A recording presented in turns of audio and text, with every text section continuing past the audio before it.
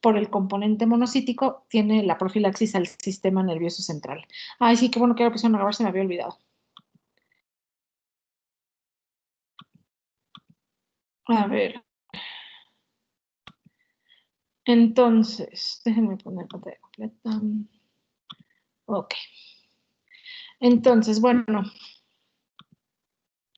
el tratamiento de inducción a la remisión, igual que en el de las linfoplásticas, el objetivo es disminuir la cantidad de células leucémicas para que el hematopoiesis normal se recupere, ¿no?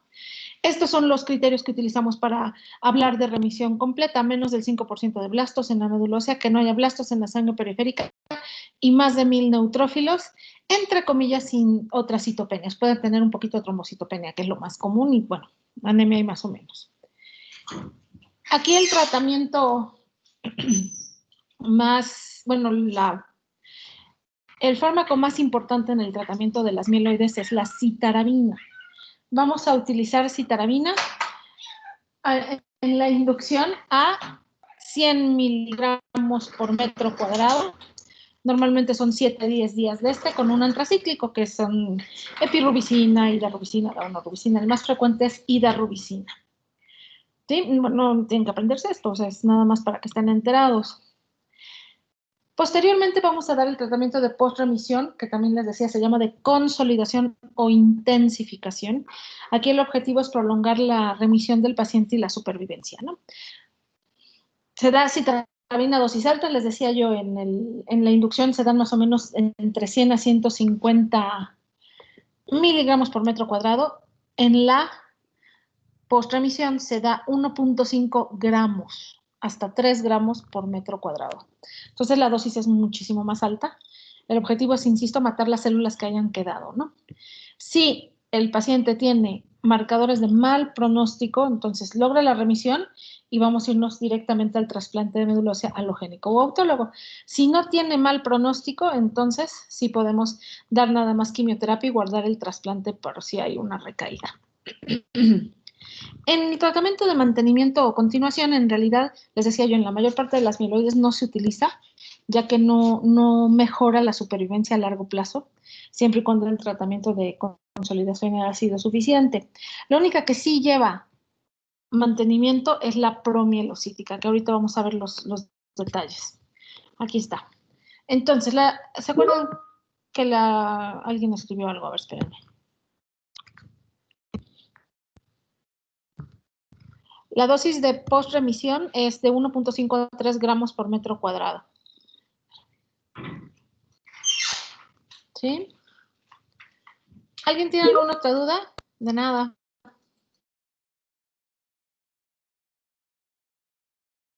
Entonces, ¿qué pasó?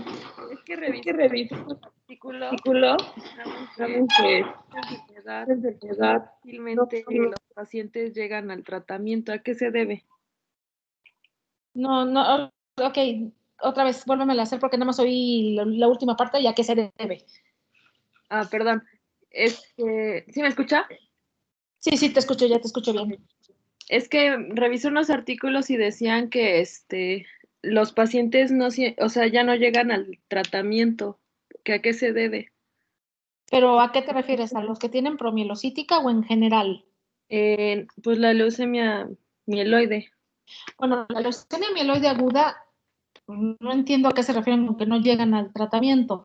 Lo que pasa es que, bueno, la inducción a la remisión siempre tiene un buen porcentaje de mortalidad durante el tratamiento. Ahora, que no lleguen, pues quiere decir que se murieron antes de que se les hiciera el diagnóstico. Normalmente sí los tratamos, sin problema, todos, o sea, los que llegan, pues. Ok.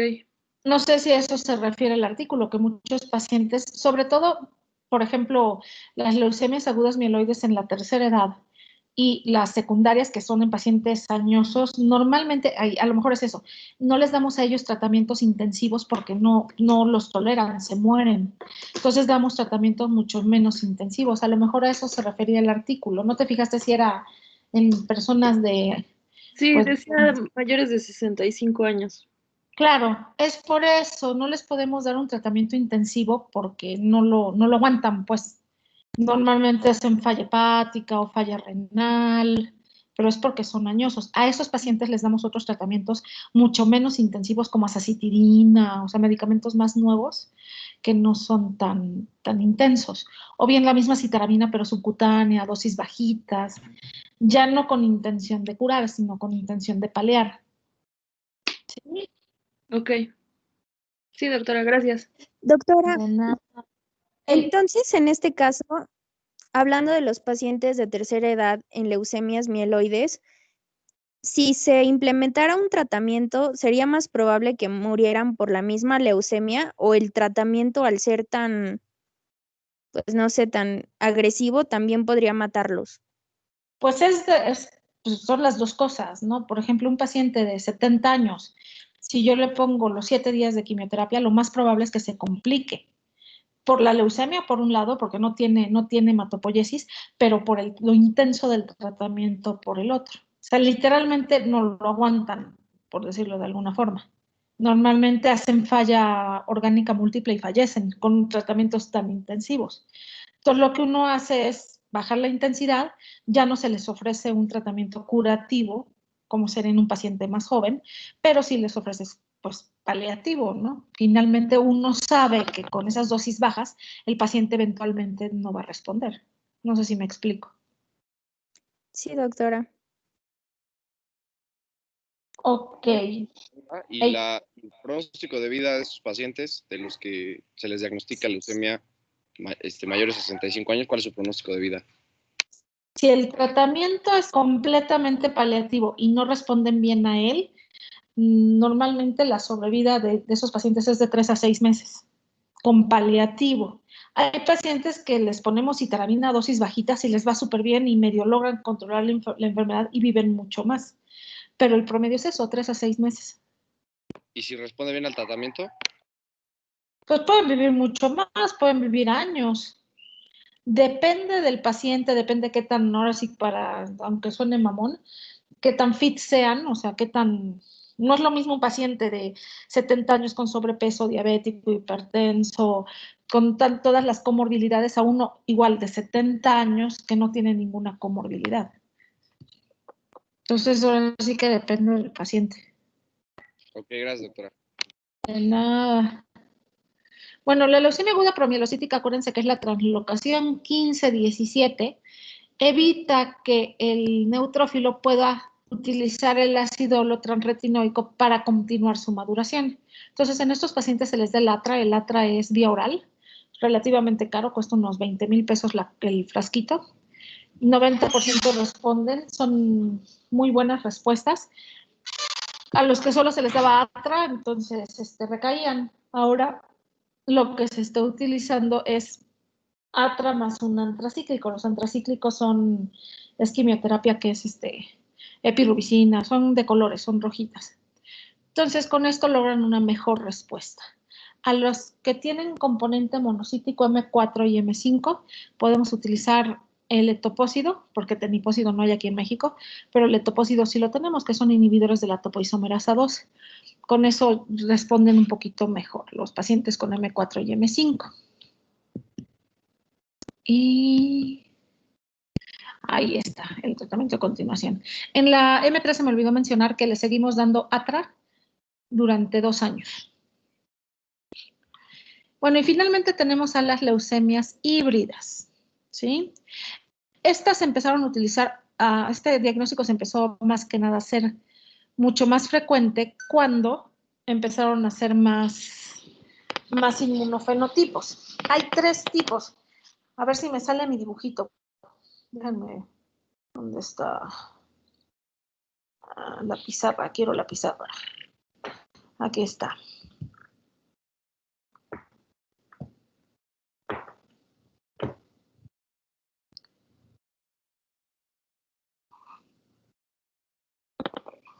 Ay, no me deja esta cosa. A ver.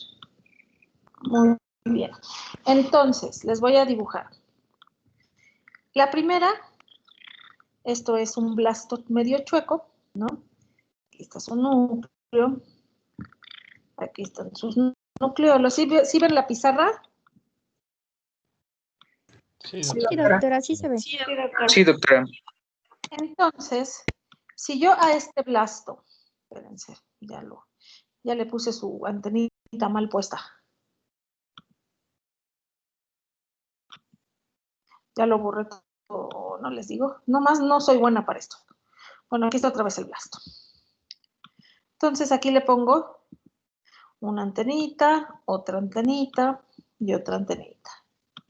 Y vamos a decir que esta antenita es el 34, porque es un blasto y tiene 34.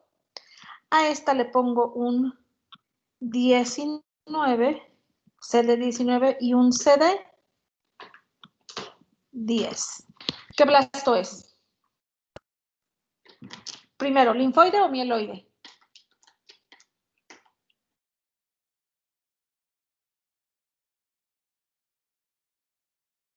¿Siguen ahí? Sí. ¿Es blasto, linfoide o mieloide? Tiene 34, 19 y 10. ¿Es linfoide? Linfoide, muy bien. Sí es linfoide. Y ahora es la siguiente pregunta. ¿Es B o es T?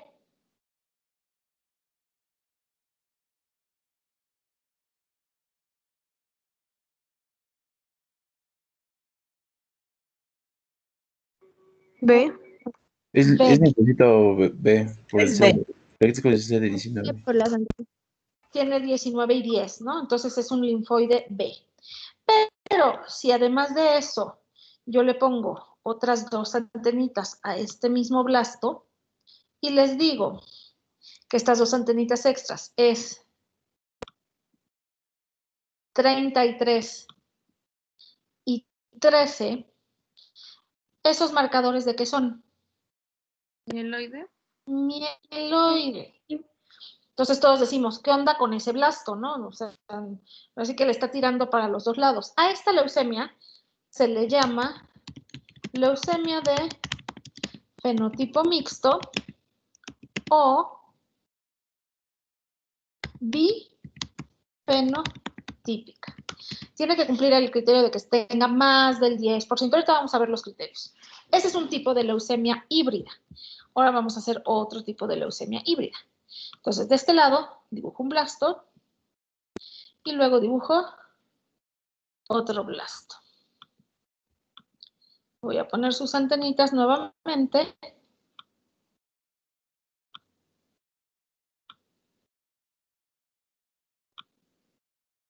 Entonces, este tiene 34. Nuevamente le pongo el 10 y el 19. Entonces es un linfocito. un linfoblasto, ¿no? Pues un linfoblasto porque tiene 34 y si yo además aquí le pongo DR, entonces el HLA-DR es mucho más, es también de inmadurez, ¿no? Esos son lo que marcan los blastos.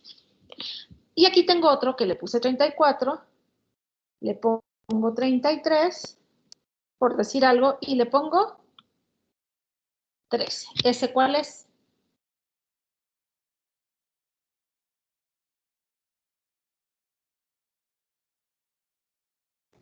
¿Mieloide? Es un blasto. Blasto. ¿Mandé? Igual es linfoblasto, pero tipo C.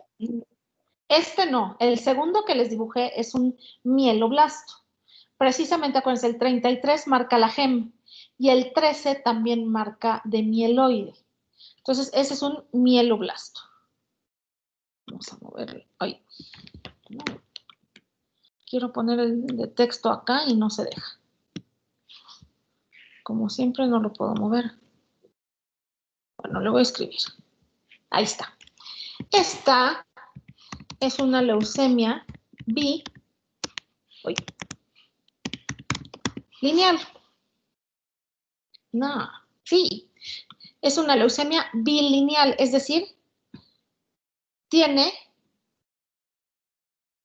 dos líneas, ¿sí? Son dos leucemias. Ahorita vamos a ver ahorita, tienen forma, ¿esto se graba o no se graba? La pizarra. En teoría sí, doctora. Ah, ok. De hecho, creo que no se graba. Bueno, si no se No, graba, no se graba. si quieren sáquenle una foto porque ya la voy a quitar. Ustedes me dicen. Ya, doctora. Bueno, ahí está. Ahora vamos a regresar a la presentación que me la va a poner desde el principio. Me cae re bien. Ok.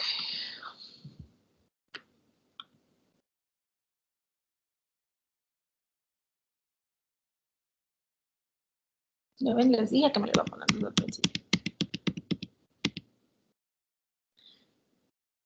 Entonces, ¿sí ven las diferencias entre las dos que les puse?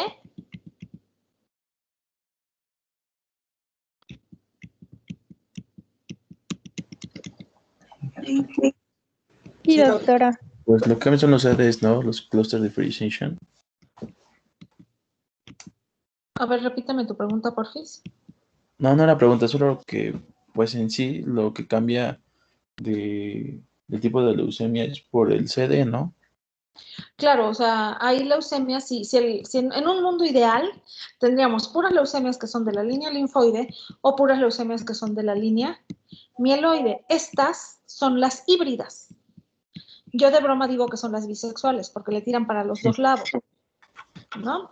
Y en este caso, por ejemplo, que cambia de un tipo a otro, también cambia el cuadro clínico de alguna forma, que sea muy notorio o No, es más no, por- clínicamente, pues, estas, es por eso que les decía, clínicamente no las puedes diferenciar, pero al hacer el inmuno, aquí están, son leucemias agudas con un 10% o más de blastos que coexpresan antígenos linfoides y mieloides. ¿Sí? A eso se le llaman leucemias híbridas. ¿Sí? Y la frecuencia va desde 0.6 hasta 10%. Cada vez las diagnosticamos más porque se utiliza el inmuno de forma más generalizada.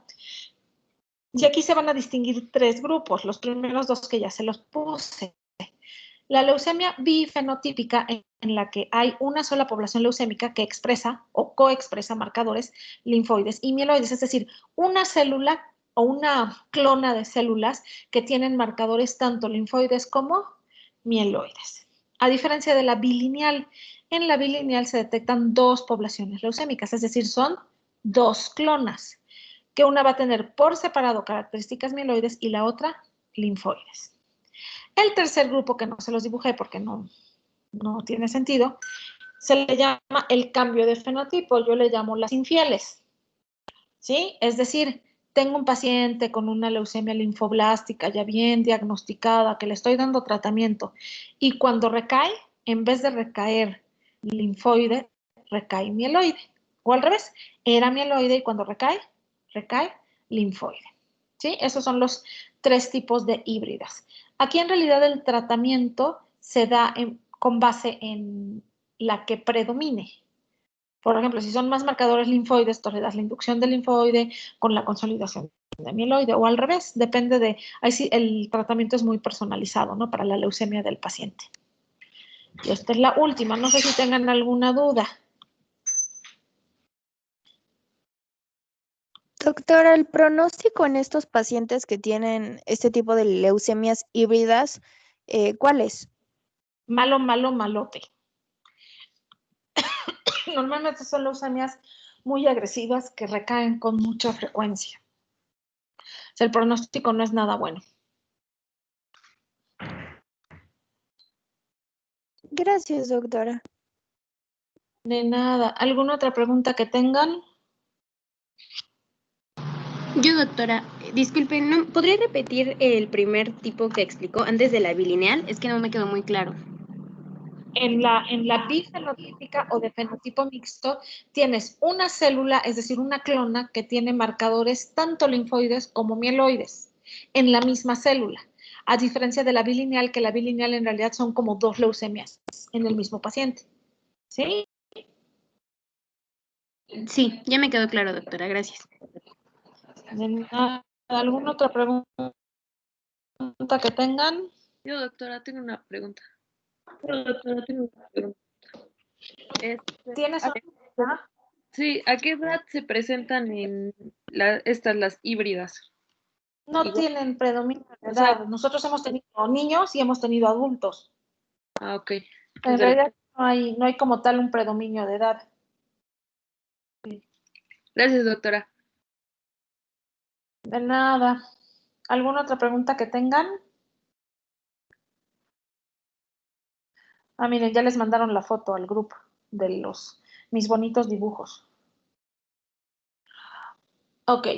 Entonces, si no hay dudas, vamos a empezar con los linfomas. Los linfomas son en realidad muchísimo más sencillo que las leucemias.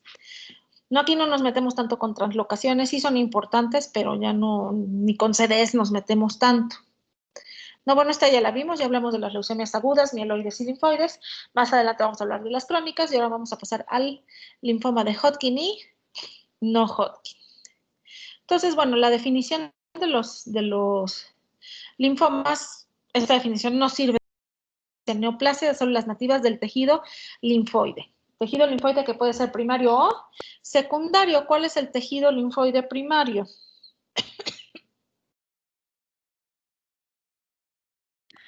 Médula ósea, timo. Médula ósea y timo, exactamente. ¿Y los secundarios? Vasoganglios. Vasoganglio. Ajá. Sí, pero ¿dónde más? Asociados a mucosas. Exactamente, lo que es el MALT, ¿no? Entonces, estos son un tipo de linfomas que pueden afectar tanto a los órganos linfoides primarios como secundarios. Es más, hasta pueden salir en la piel. Donde hay linfocitos, ahí puede salir un linfoma. Sobre todo los no Hodgkin. ¿Sí? Entonces, lo vamos a dividir igual en un mundo ideal, que al igual que las leucemias ya también hay híbridos o que tienen características de los dos, pero en general los diferenciamos en linfoma de Hodgkin y linfoma no Hodgkin. De los no Hodgkin, en la clasificación actual de la OMS, que salió en el 2016, ya le quitan el no Hodgkin y nada más le ponen el tipo que es. Y el de Hodgkin sigue siendo linfoma de Hodgkin. ¿Sí? Entonces hay que quedar muy claros que los linfomas son proliferaciones neoplásicas del tejido linfoide. Sobre todo en estadios avanzados se van a acompañar de sintomatología B. ¿Alguien ha escuchado mencionar esto de sintomatología B?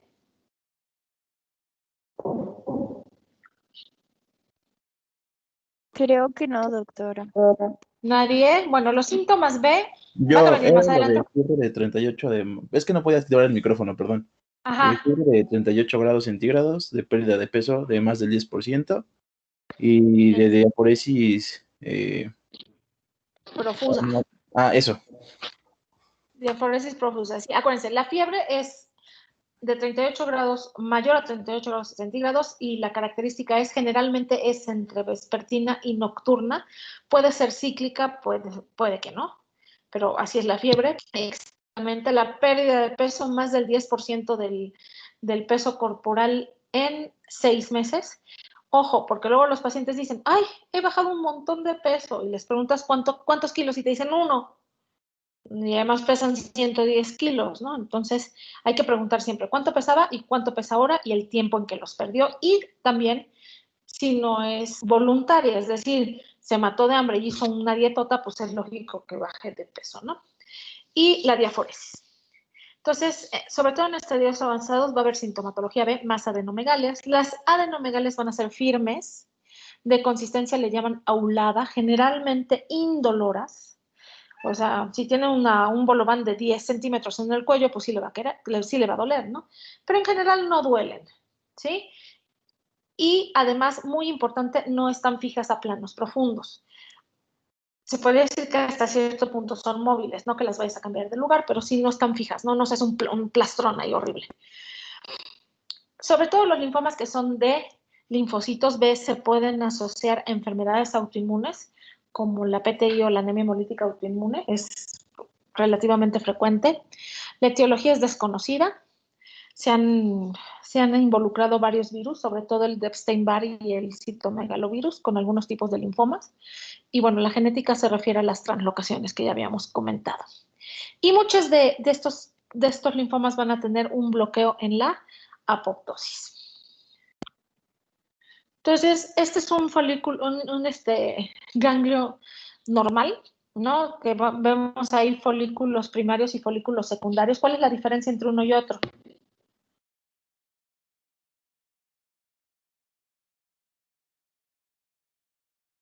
¿Cuál es la diferencia entre un folículo primario y uno secundario? Eso ya lo tuvieron que haber visto ninguno. ¿Quién dice yo?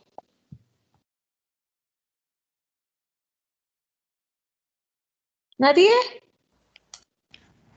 No es el estado de maduración de sus células que tiene dentro. No estoy seguro, sinceramente. Exactamente, bueno, sí, es más o menos eso. En el folículo primario, los linfocitos están, la mayor parte de ellos son maduros y no están reproduciéndose. Cuando se forma un folículo secundario, generalmente es ante alguna infección, se activan y se empiezan, sí recuerdan que al principio los linfocitos B producen IgM y luego hacen su cambio de inmunoglobulina a IgG. Entonces, cuando hacen todo eso, eso es en el folículo secundario, quiere decir que el folículo está activo y va a tener una zona germinal, una zona del manto, una zona marginal, donde van madurando los diferentes estadios del linfocito. ¿Sí? Entonces, lo importante de entender la anatomía del ganglio es que dependiendo de dónde salga la célula, va a ser la arquitectura que va a tener el tumor. Entonces, es muy importante que cuando sospechen de un linfoma, nunca le hagan una BAF, una biopsia por aspiración con aguja fina, porque no sirve. Siempre tiene que ser una biopsia excisional o de menos un trucut, que a veces no sirve. Ahorita vamos a ver más adelante por qué. Entonces vamos a empezar con el facilito, que es el linfoma de Hodgkin. Si ustedes se fijan ahí en los dos dibujos, hay dos celulotas que tienen dos núcleos que son binucleadas con un núcleo eosinofílico. Esa es la célula de Ritz-Stenberg. Esa es la característica del linfoma de Hodgkin. Entonces, así te lo aclara la definición, ¿no? Neoplasia del tejido linfoide caracterizada por la presencia de células de Ritz-Stenberg acompañados de un cortejo celular apropiado. ¿Qué quiere decir esto?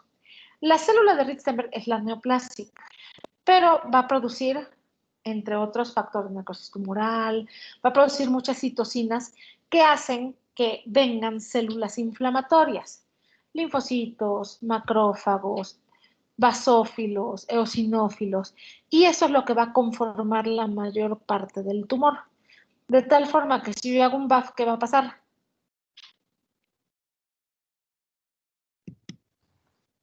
Pues toda la arquitectura se va a perder, ¿no? Y además voy a ver células inflamatorias y voy a decir, ay, es un ganglio inflamatorio, porque para atinarle a una célula de Ritz-Stenberg no está tan sencillo. ¿Sí? Se le puso Hodgkin al linfoma por precisamente Thomas Hodgkin, que en 1832 ya llovió, ¿no? Describió los primeros 7 casos. Posteriormente, Samuel Wilks, en 1965, acuñó el nombre y describió otros 10 casos. Y la célula característica de este linfoma, que es la célula de Ritz-Stenberg, es precisamente por los que la describieron, Carl Stenberg en 1898 y Dorothy Reed en 1902. ¿Sí? Este es Thomas Hodgkin, que está en la pintura. En realidad, el linfoma de Hodgkin es mucho menos frecuente que el no Hodgkin, 0.67 de todos los tumores diagnosticados. Va a tener una ligera incidencia mayor en los hombres, no es muy importante. Y bueno, se han encontrado fragmentos del virus de Epstein-Barr, ¿no? Este es uno de los que se relacionan con el Epstein-Barr. Ahorita vamos a ver en qué tipo de poblaciones. Entonces se encuentra genoma del virus de Epstein-Barr dentro de las células de Ritz-Stenberg. Ahora, para ponerlo en perspectiva en nuestra población, nosotros en el Hospital de San José, que es un hospital de concentración, ¿sí? Normalmente tenemos alrededor de un centenar, o sea, 100 y cacho, 114, 100 de linfomas en general, pero de esos, la mayor parte son no Hodgkin. De Hodgkin tenemos alrededor de unos 20 al año, ¿sí? Todos los demás son no Hodgkin. Entonces,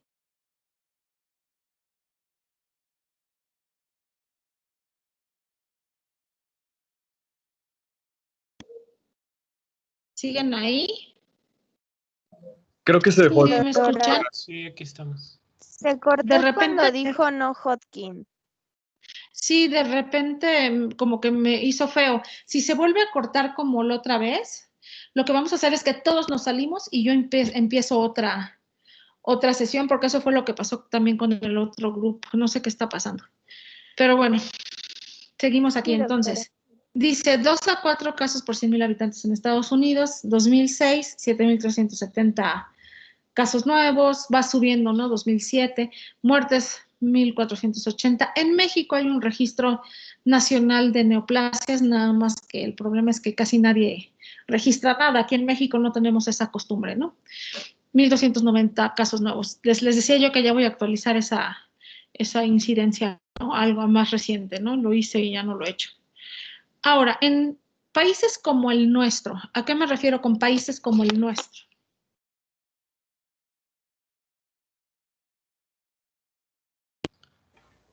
A los índices de edad o de incidencia de edad. En vías de desarrollo. Vías de desarrollo del mundo. Desarrollo. Iba yo a decir jodidos como nosotros, pero se oye feo, ¿no? Entonces, en países en vías de desarrollo. Las diapositivas no se están pasando. ¿No cambió? No sé si los demás vean que siguen epidemiología. Ya, sí, ahí está en epidemiología. Sí. Acaba de cambiar, doctora. No ha terminado con esta. Bueno, ya ven esta, ¿no? Donde dice distribución bimodal. Sí, acaba de cambiar, doctora. Ah, ok. Entonces, en países como el nuestro, es una distribución bimodal. Así como en las leucemias linfoblásticas que decíamos, es más frecuente en niños y en adultos de la tercera edad. Aquí, más que niños, son adolescentes y adultos jóvenes entre 15 y 40 años y adultos mayores de 55 a 74 años. Países como el nuestro, vamos a ver ahorita que en países desarrollados nada más tienen un pico que es el de adolescentes y adultos jóvenes. En países desarrollados, ahí estoy diciendo, la incidencia es en adultos jóvenes y el tipo histológico más frecuente en todo el mundo mundial es la esclerosis nodular. Ahorita vamos a ver los histológicos. En países en desarrollo, decíamos, niños y adultos mayores y sigue siendo la esclerosis nodular. Los Ruiz hicieron su propio estudio, según ellos, juntaron 220 pacientes en 12 años con linfoma de Hodgkin y dijeron que aquí en México salió más frecuente la celularidad mixta. Pero en realidad 220 pacientes en 12 años es muy poquito, ¿no? Si yo les pregunto, ¿cuál es el linfoma de Hodgkin más frecuente? Ustedes me contestan esclerosis nodular. Nada más, bueno, les pongo este estudio porque ahí está en el libro. Las características histológicas distintivas de la célula de Ritz-Stenberg, que les digo que esa es la neoplásica, son células malignas de gran tamaño, pleomórficas. ¿Qué significa pleomórficas? Que no tienen una figura en específico. Que tienen varias formas, ¿no? O que no tienen una sola forma. Ahorita vamos a ver las variantes. Lo que sí es muy característico es que en general son binucleadas con unos nucleolos eosinofílicos prominentes, lo cual hace que se vean como ojos de búho. Y lo que decíamos del cortejo celular, ¿no? Van a ver un fondo inflamatorio que son de linfocitos, eosinófilos, células plasmáticas e histiocitos. Y aquí está en el dibujo, ¿no? La grandota es la célula de Ritz-Stenberg, y ahí tengo células plasmáticas, linfocitos, eosinófilos, también puede haber basófilos. Sí, de tal forma que como la célula de Ritz-Stenberg llama a los linfocitos al tumor, ¿cómo creen que esté en la sangre periférica los linfocitos? ¿Altos o bajos? Disminuidos. Disminuidos. Es muy característico de los linfomas que haya linfopenia. Lo que sí puede estar aumentado son los eosinófilos y los basófilos, porque ellos tienen que hacer el viaje de la médula ósea a los ganglios. En cambio, los linfocitos ya viven en el ganglio. Entonces, simplemente se quedan, por decirlo de alguna manera, acuartelados ahí, ¿no? Entonces, por eso es que hay linfopenia y puede haber eosinofilia y basofilia. Entonces, aquí está en el dibujo, ¿no? El cortejo celular del que hablábamos. La clasificación de Ray fue la primera que se empezó a utilizar de forma generalizada en 1966 y tiene 4 tipos histológicos de linfoma de Hodgkin, que el más frecuente, decía, en todo el mundo es la esclerosis nodular, en frecuencia sigue la celularidad mixta, luego está el predominio linfocítico y la depresión linfocítica. Ahorita vamos a ver fotitos para que lo entendamos mejor.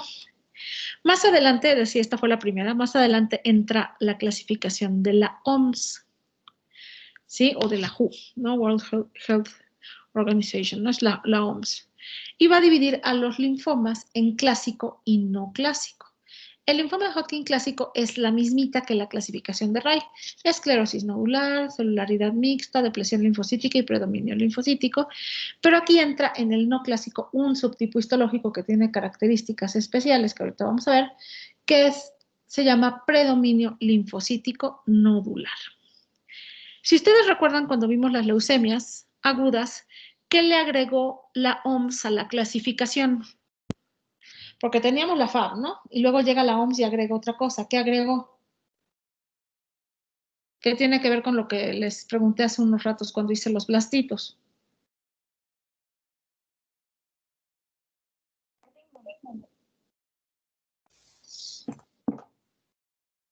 ¿Qué agregó?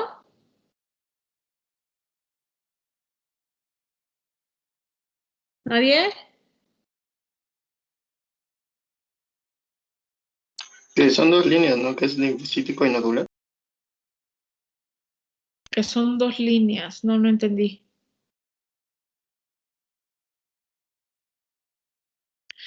O sea, lo que voy es, para la clasificación, ¿se acuerdan? La MIC, que era la morfológica, la I, ¿qué significa? Inmunología, exactamente. Berta Andrea llamando. Exactamente, la OMS le agrega lo inmunológico, o sea, en otras palabras, los CDs. ¿No? Entonces vamos a ver que el linfoma de Hodgkin clásico va a marcar CD15I, CD30. Aquí separé al predominio linfocítico difuso y al predominio linfocítico nodular. El no clásico es el nodular, que no marca CD15 y CD30, pero marca, sobre todo, CD45. ¿Sí? Entonces, los CDs característicos del linfoma de Hodgkin clásico es el 15 y el 30.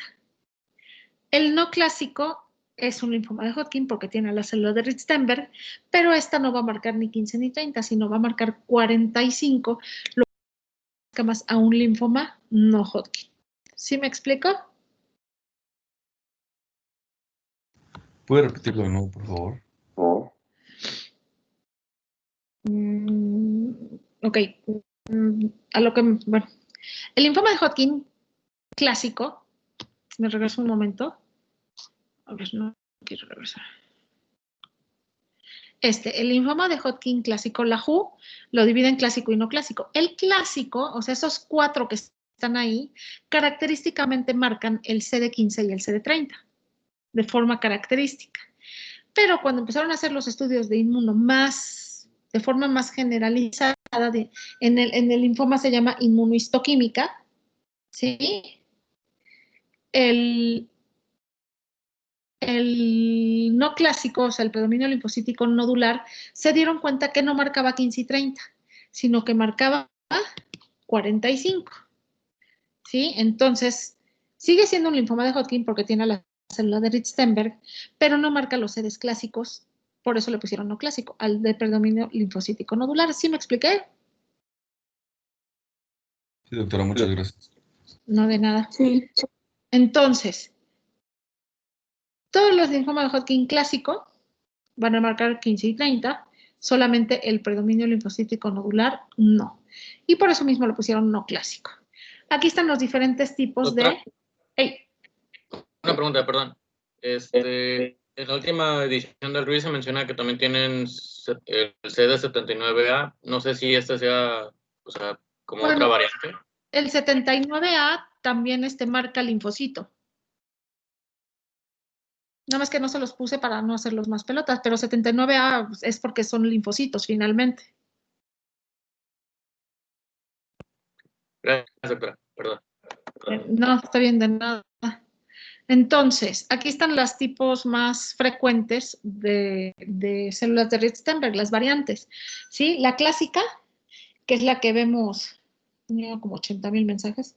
La clásica, que es la que vemos en la primera foto, que es la binucleada con los núcleos eosinofílicos que parecen ojos de búho. Esa se ve más frecuentemente en la celularidad mixta. La lacunar, hagan de cuenta que agarraron la célula y como que le vaciaron el citoplasma, esa se ve sobre todo en la esclerosis nodular, y la célula en roseta de maíz se ve en el predominio linfocítico. ¿Sí? Son las variantes que podemos encontrar de la célula de Ritztenberg. Entonces, yo les pregunto, ¿la célula de Ritztenberg se parece a alguna de las células que hemos visto en la hematopoiesis? Me regreso para que las vean. O sea, mi pregunta es, ¿parece un macrófago o un monocito? ¿Parece un linfocito? ¿Se parece a alguna de esas células? No. No. No, ¿verdad? Entonces, los estudiosos dijeron, pues, ¿de dónde salió esta canija, no? Que nos está dando tantos problemas. Para poder estudiarla, bueno, el CD30 es el receptor del factor de necrosis tumoral. Entonces, agarraron a la célula de Ritztenberg y le hicieron reacción en cadena de polimerasa, buscando ya sea receptor de célula T o cadenas de inmunoglobulinas. Lo que descubrieron es que esta célula tiene cadenas de inmunoglobulinas, tiene rearreglos para cadenas de inmunoglobulinas. Entonces, ¿eso la hace un linfocito? ¿T o B? B. B, ¿no? Entonces, ahí tienen ustedes que la célula de Ritztenberg era un linfocito B, en el cual un fenómeno transformador, que puede ser desde el virus de Epstein-Barr como cualquier otra cosa que daña el DNA, hace que se transforme en una célula de Ritztenberg. Esta célula de Ritztenberg va a marcar la clásica, ahí está el 79A del que mencionabas. La clásica va a tener 15 y 30. Generalmente el no clásico tiene 45 y el 79A como que está ahí entre, les marcan con un más y un menos, o sea que puede estar de forma irregular. Las formas nodulares, sobre todo la del linfocito nodular, va a marcar CD20 débil, o sea, está más cerca del linfocito B. ¿Sí? Entonces, por ahí viene otra, bueno, es mucho más adelante. ¿Dudas hasta aquí? Doctora, disculpe, el compañero Juan Carlos Camaño tiene problemas con su internet y lo sacó. Me ha dicho que ahorita ha intentado conectarse otra vez, pero no ha podido por su internet. Ok. Normalmente queda cuando bajo la asistencia registra, pero hay algo que yo puedo hacer, ¿no? ¿Verdad? Creo que no. Pues no. No, doctora, porque es el internet de él. No tengo aquí ninguno pendiente de... A ver. No, pues quién sabe. Esta cosa. Invento del hombre blanco. Entonces, ¿alguna otra duda aquí?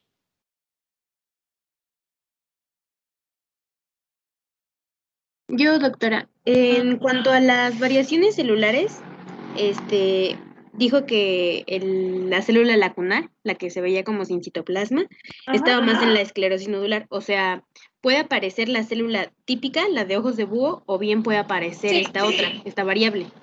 Pueden aparecer el subtipo que pongo abajo es en el que aparecen más frecuentemente, pero hay esclerosis nodular que tiene la célula de Ritztenberg clásica, o a veces se ve la lacunar. Ok, gracias. No es a fuercitas, a fuercitas. Ok, gracias, doctora. Y pueden coexistir dos tipos, me imagino. Sí, claro, sí, sí. Ok, gracias. Entonces, las características clínicas del linfoma de Hodgkin se va a caracterizar por adenomegalias de tamaño variable, lo que habíamos dicho, generalmente indoloras, firmes o de consistencia ahulada, inmóviles. Esto es muy, muy característico, no se fija a planos profundos. ¿Qué otra cosa puede infiltrar los ganglios, además del linfoma? Infecciones. Bien, ¿qué otra cosa? Estoy pensando en la metástasis de CA de mama. Exactamente, es un muy buen ejemplo. Las METs de CA de mama, cuando tocan los ganglios, se hace un plastrón que se pega al techo de la axila, bueno, la parte de arriba de la axila, lo más alto, y se hace duro, duro, duro, como pétreo. Es muy diferente a un linfoma. Un linfoma es ahulado, o sea, es un ganglio, se toca como un ganglio, se mueve, ¿no? Entonces, ese es muy característico. En los estadios avanzados aparecen los síntomas B, que son estos, la fiebre que le llaman de Pell-Epstein cuando es cíclica, y es cuando se activa la célula de Rich-Steinberg. La célula de Rich-Steinberg en cada paciente tiene un ciclo. Entonces el paciente te dice, ay doctor, bien raro, me da fiebre 3 días y se me quita 2 y luego me vuelve a dar. Esa es una fiebre cíclica, generalmente vespertina o nocturna. ¿Sí? Entonces, la pérdida de peso, decíamos, más del 10% del total de peso en menos de 6 meses y la diaforesis. Por eso es muy importante que pregunten cuándo. ¿En cuánto tiempo perdieron el peso? Y es diaforesis. O sea, el paciente te dice, doctora, me paro en la noche, me cambio la pijama y a veces cambio la cama porque está mojada. Si es diaforesis profusa. ¿Sí? La mayor parte de los linfomas de Hodgkin, el 70% van a salir en el cuello y el 90% van a ser en ganglios superficiales. ¿Cuáles son las cadenas de ganglios superficiales? ¿Axilar? Axila es una, ¿sí? ¿Otra? ¿Cervicales anteriores? Todas las cervicales, sean anteriores, posteriores, retroauriculares, todas las del cuello son superficiales. ¿Qué otra?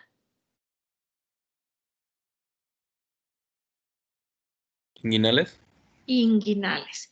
Y también han llegado a mencionar las popliteas. Yo nunca he visto un linfoma ahí, pero bueno, puede salir, ¿no? Ahí hay ganglios.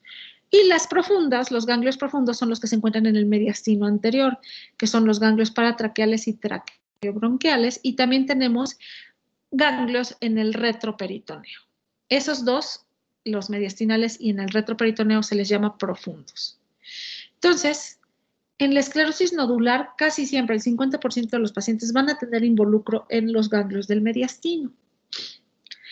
Si estos ganglios son muy grandes, me pueden causar un síndrome de vena cava superior y pueden causar serios problemas, ¿no? Por compresión. El ganglio supraclavicular, si es derecho, se sospecha de involucro mediastinal y si es izquierdo de retroperitoneal. ¿Esto por qué?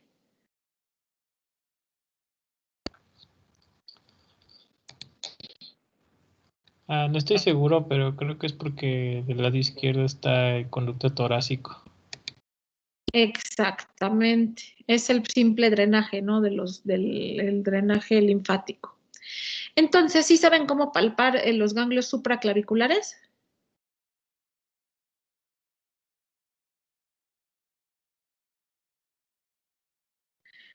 Porque si ustedes lo palpan así normal, no se toca, a veces se esconden abajo de la clavícula. No, doctora. No, hagan de cuenta, lo primero es pararse detrás del paciente, o sea, que se siente el paciente y ustedes se paran detrás de él y el paciente viendo hacia enfrente. Entonces le dicen, póngase las manos donde alguna vez tuvo la cintura, ¿no? Entonces ya se ponen las manos donde alguna vez estuvo la cintura. Luego le van a decir que haga sus codos para adelante.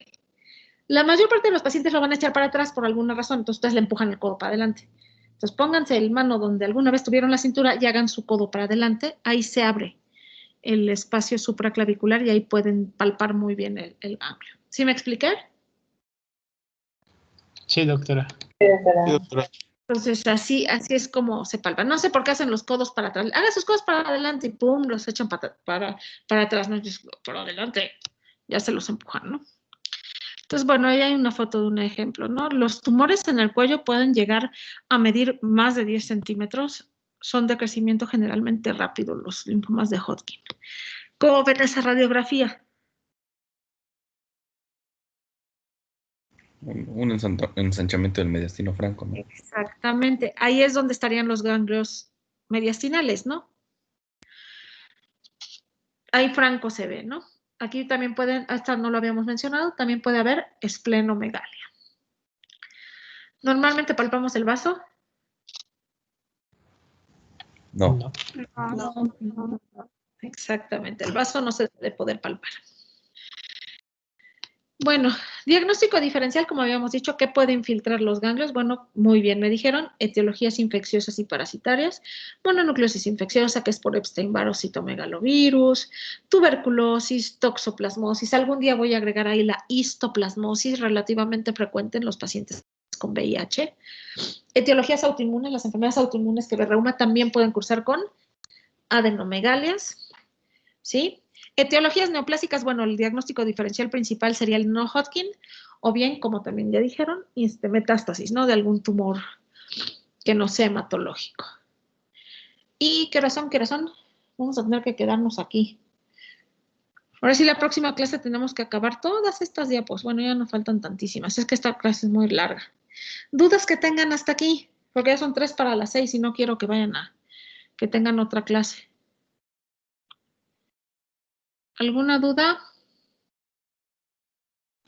Doctora, yo sí, bueno, una duda, a lo mejor es un poco torpe, pero, o sea, No. entonces cuando te llega un paciente con esta sintomatología que, bueno, yo pienso que es como muy inespecífica, sería como de lo último que pensarías, ¿no? Como que primero descartarías lo demás, o tiene algo así que te haga pensar en esto. Claro, mira, hay que descartar las etiologías infecciosas, pero si tienes una adenomegalia que mide, no sé, 4 o 5 centímetros y es, vamos a decir, única en el cuello, simplemente va a ser otra cosa. Podría ser una tuberculosis ganglionar o una histoplasmosis, pero es difícil. Y de todas formas, ¿qué necesitas para diagnosticar una tuberculosis ganglionar o una histoplasmosis? ¿Una biopsia? Una biopsia. Entonces, las dos te llevan a lo mismo. Tienes que hacer la biopsia. Y que sea una biopsia excisional. Siempre es una biopsia excisional. Si fuera tuberculosis, ¿qué tinción le pedirías? Exactamente. O bien, si diagnostican un linfoma, bueno, pues hay que pedir la inmunohistoquímica, ¿no? Para ver los CDs que ya habíamos mencionado. Pero generalmente o sea, al final de toda esta presentación viene una adenomegalia mayor de 2 centímetros por un periodo más o menos de 2 a 3 meses o que tiene crecimiento progresivo, hay que hacer biopsia. Luego les dan antibiótico, antiinflamatorio 6 meses, y ya que la bola está de 10 centímetros y les obstruye la vía aérea, entonces ya vamos a hacer la biopsia, ¿no? Mejor tener una cicatriz y descartar de forma temprana, que es linfoma. Ahorita vamos a ver cuando veamos el tratamiento, lo importante que es el diagnóstico temprano, cuando veamos el pronóstico. Entonces, si es una anomegalia que tiene más de 2 centímetros, normalmente utilizamos 2 centímetros de punto de corte. No menos de 2 centímetros, bueno, la puedo observar. Pero si tiene más de 2 centímetros, o bien, si tiene menos de 2 centímetros, pero ya hay ensanchamiento mediastinal, ya hay sintomatología B, entonces hay que hacer la biopsia, sin duda. No sé si esa era tu duda. No, sí, ya, muchas gracias, doctora. Doctora, yo tengo otra duda, pero no sé si tenga tiempo. Pues yo sí tengo tiempo, mi otra clase empieza hasta dentro de a las 6:15, pero dime tu duda. Bueno, más bien son dos. O sea, ¿cuál es el mecanismo por el cual se produce el... Ya no te oigo. Se produce, me quedé. Perdón. Creo que no sé por qué se apagó. ¿Cuál es el mecanismo por el cual se produce la diaforesis profusa? ¿Es por la fiebre o por qué sería? Bueno, no sé. Es lo mismo. Acuérdate que Ahí escucho mi eco. Acuérdate que la célula de Ritzenberg va a producir citocinas inflamatorias y por eso es que es la fiebre también, porque hacen, se me fue la palabra, que producen fiebre. ¿Pirógeno endógenas? Pirógenas. Gracias, pirógenas. Exactamente. Entonces, esta misma, normalmente la diaforesis va previa o posterior a la fiebre y es por la producción de las citocinas de la célula de Ritzenberg. Por eso es que es cíclica. ¿Sí me explico? Sí, doctora. Y bueno, mi otra pregunta era relacionada con esto, o sea, por la sintomatología, ¿podría llegarse a confundir también con, por ejemplo, con un hipertiroidismo? En este caso, pues a lo mejor se diferenciaría por la fiebre, ¿no? Pero pues, por ejemplo, con la diaforesis profusa y aparte la pérdida de peso. Pero el hipertiroidismo no tiene adenomegalias. Ajá, bueno, pero como decía el compañero, o sea, a lo mejor como la sintomatología es variable. Pues No, pero para sospechar el linfoma, pues tienes que tener una adenomegalia. Sobre todo el de Hodgkin, que el 90% te sale en un sitio que puedes palpar, que son los ganglios superficiales. Entonces, por ejemplo, no se me haría difícil sospechar en un hipertiroidismo cuando estás viendo que tiene una bola de 5 centímetros en el cuello, o en la ingle, o en la axila. Ahí más probable sería un linfoma. El hipertiroidismo no hace adenomegalias. Y aquí el meollo es la adenomegalia.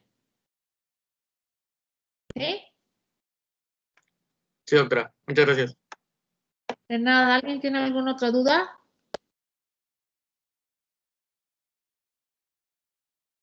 ¿No? Bueno, entonces nos vemos el miércoles. Gracias, doctora. Gracias, doctora. Gracias. Hasta el miércoles. Gracias, doctora. Hasta el miércoles. Hasta el miércoles. Gracias.